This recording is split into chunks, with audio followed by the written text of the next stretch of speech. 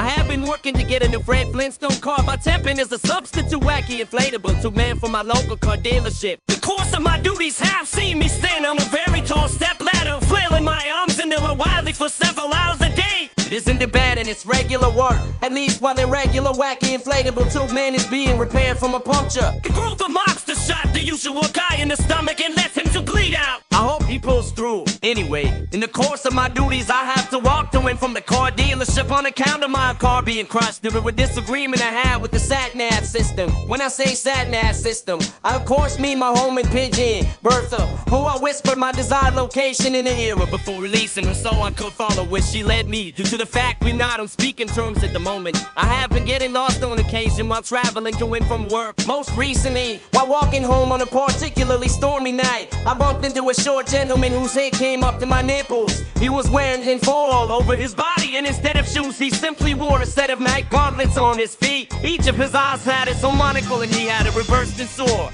wearing only his scalp and hair, and the rest of it was shaved off. I immediately know I'm in the presence of a fellow jock, and instantly feel an innate trust for the man. You are not a job. This is something you will never experience or understand. He comes running up to me, asking me what year it was. I happen to have a few bags of birdseed on me. I like to feed the wildlife in my local park because it means I get to be the one ensuring the hobos to have some tasty food, which keeps them on my side. Plus, I was planning on giving birth to some seed so as to get back into a good book. Therefore, offer the gentleman, who was obviously from the future, some birdseed, but he declined and repeats his question. I honestly have no idea what the year is, so I just started saying individual numbers while trying to read his expression for approval. Eventually, I seem to hit on a combination he likes because he shouts hot diggity damn and jumps in the air to click his heels together. Unfortunately, as I mentioned, it was a stormy night and we happened to be on a golf course. Me because I was hopelessly lost, and him because he evidently needs to work out the kinks in his time machine. Anyway, by leaping into the air, he is technically the tallest thing around and also covered in tinfoil, so he is struck by lightning and dies on the spot.